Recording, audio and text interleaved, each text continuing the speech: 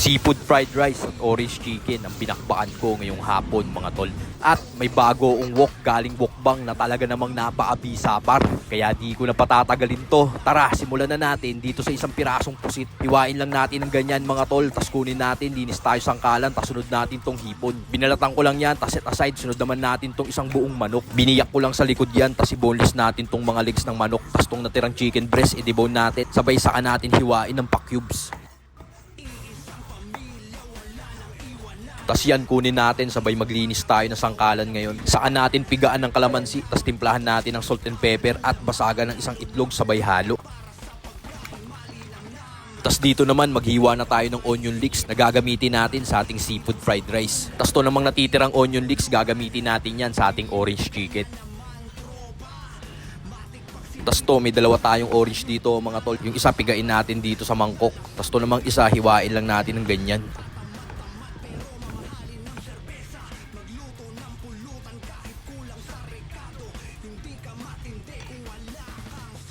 At yan na nga mga tol, tapos na ako mag-mise en place na mga kakailanganin ko sa pagluluto. Meron na tayo diyang mga seafoods, tas tong ating mga aromatics. Kaya tara, simulan na natin to. Yun mga tol, meron akong bagong wok dito galing sa wokbang. Ito yung kanilang wokbang set. Pre-season na to mga tol, kaya hindi nyo na kailangan i-season pa to. Tapos meron din tayong ladle at spatula. Meron din tayo rito wok ring. Tapos tong ating wood lid. Tsaka itong ating walis kawali. So paano tara, simulan na natin ang pagluluto. Idnisa tayo ng kalan. Ang unang lulutuin natin mga tol, seafood fried rice. Yan, painitin lang natin mga boss. Tingnan nyo naman, napakaganda oh. Pagka ganyan na yung init, lagyan na tayo ng konting mantika.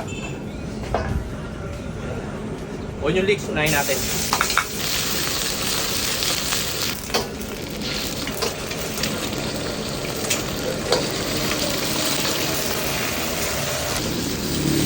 Lagyan natin itong pusit. Malinis na ito mga tol.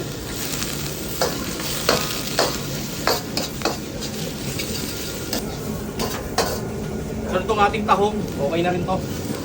Saka itong ating hipon.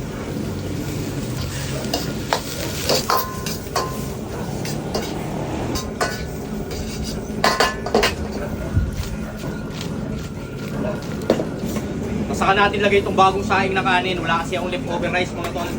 Kaya lalagay na natin to. Saka natin timplahan ngayon ng konting bechin. Yan. Konting asin. Saka white pepper. Konting toyo na rin. Saka leya and perits.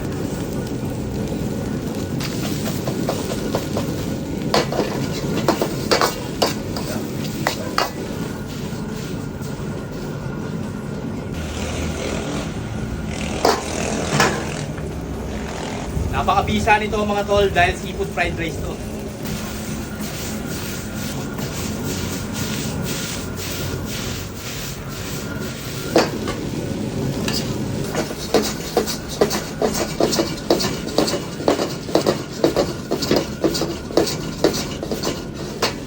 Napakaganda magluto sa wok na to mga tol oh. Walang kadikit-dikit. Yun oh. Grabe, loaded sa seafood yan mga boss.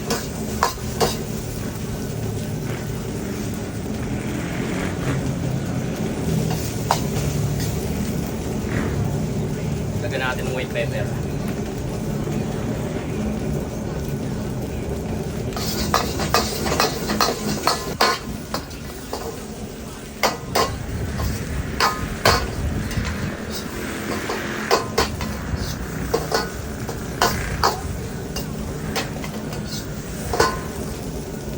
Mga boss oh, napang solid yan. Okay na mga tol, tali na natin dito sa ating lagayan.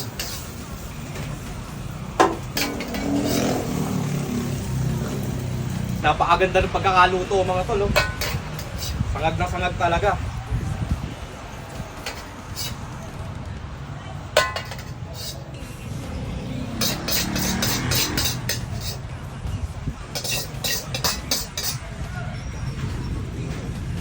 mo na kailangang hugasan, gagamitan mo na lang ng walis kawali para malinis siya. Ito na yung ating unang dish mga tol. Ito na yung ating mabisang seafood fried rice. Ang susunod naman natin, magpiprito tayo ng pang-orange chicken natin. Let's go! Yun mga tol, dito naman tayo sa ating orange chicken. Pero bago natin simulan, dilinis muna tayo ng wok. Edis muna tayo ng kalan.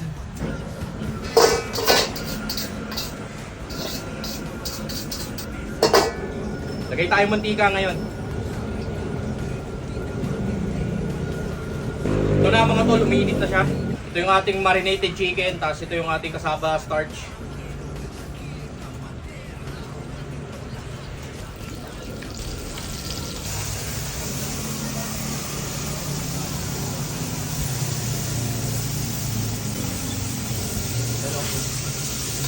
Ganda ng luto mga tol, oh. Pang orange chicken natin yan. Yun, oh. Okay na to mga boss. Hanguin na natin.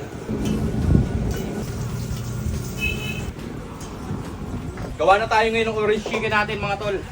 Sulit tayo ng kalan. Mabilisan lang to, gagawa na tayo ng sauce. Yan. Lagay na rin natin tong katas ng orange. Lagyan natin ng honey. Konting toyo.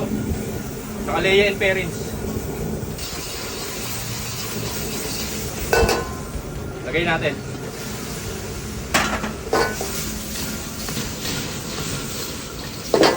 Saka itong ating orange, tinanggal ko yung buto para hindi mapait. Grabe yan, oh. Halin na natin dito sa plato. Yun naman yan mga boss. Yun.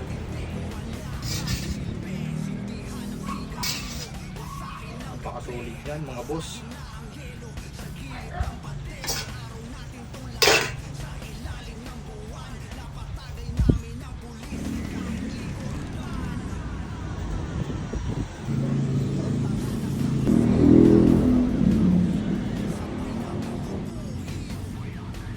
Yun mga tol, ito na yung nagawa nating pagkain, oh. Oh, ayan. Napakabisa niyan. Seafood fried rice. May hipon, may tahong, tsaka may calamares. Tapos ito naman yung ating orange chicken. Resto quality yan, boss. Tara, kain tayo. Tikman muna natin ang walang ulam. Ayan, oh. Ayan, oh, lagyan natin ng tahong, hipon, tsaka pusit mga boss, oh. Bomba yan.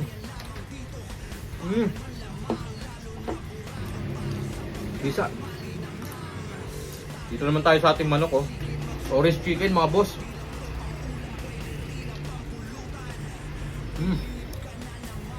Sarap. Calamares sa tahong mga boss, oh.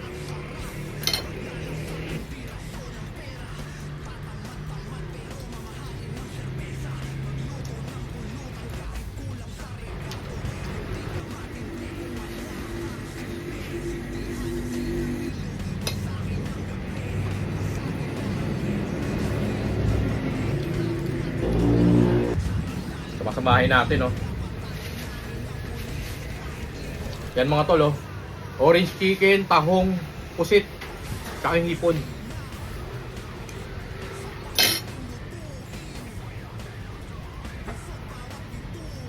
Parang bomba sa bibig mga boss. Daming flavor, ang sarap. Sarap. Banat pa mga boss.